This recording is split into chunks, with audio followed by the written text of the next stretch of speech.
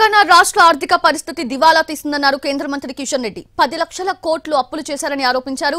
రాష్ట్రానికి అప్పులు పుట్టని పరిస్థితి ఏర్పడటానికి బీఆర్ఎస్ కాంగ్రెస్లే కారణమన్నారు కిషన్ రెడ్డి. సుమారు 10 లక్షల కోట్ల రూపాయలతో ఈ రెండు పార్టీలు కలిసి రాష్ట్రాన్ని అప్పుల పాలు చేశారు. సామాన్య ప్రజల మీద ఈ రోజు అప్పుల భారం మోపారు. సంక్షేమ కార్యక్రమాలు ఏదైతే ప్రకటించారో ఆ సంక్షేమ కార్యక్రమాలు అమలు చేసే పరిస్థితి లేదు. అందుకే ఈరోజు చెప్తా ఉన్నాడు, తెలంగాణ రాష్ట్రం చూస్తే అప్పు పుట్టే పరిస్థితి లేదని, ఎవడు నమ్మే పరిస్థితి లేదన్న పరిస్థితి ఈరోజు ముఖ్యమంత్రి స్వయంగా చెప్పుకుంటున్నటువంటి పరిస్థితి. ఎందుకు వచ్చింది పరిస్థితి అడుగుతా ఉన్నాను. ఈ రెండు పార్టీల యొక్క పొరపాటు కారణంగా కాదా అని అడుగుతా ఉన్నాను.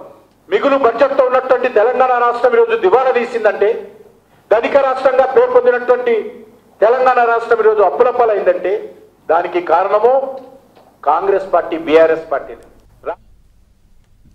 కేంద్ర ప్రభుత్వం లేకుండా రాష్ట్ర ప్రభుత్వాలు పనిచేసే పరిస్థితే లేదన్నారు కేంద్ర మంత్రి కిషన్ రెడ్డి. సన్న బియ్యంలో కేంద్ర ప్రభుత్వం నిధులు 80% ఉన్నాయన్నారు. ఎరువుల మీద 70% సబ్సిడీ కేంద్రం ఇస్తున్నట్లు కిషన్ రెడ్డి తెలిపారు.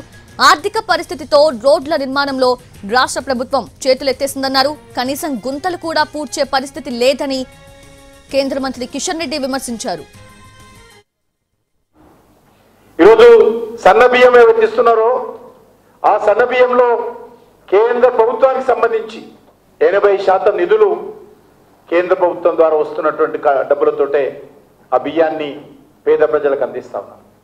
ఈరోజు ఎరువులు ఇస్తా ఉన్నామంటే అందులో 60 to 70% సబ్సిడీ నరేంద్ర మోడీ గారి ప్రభుత్వం భరిస్తా ఉన్నది.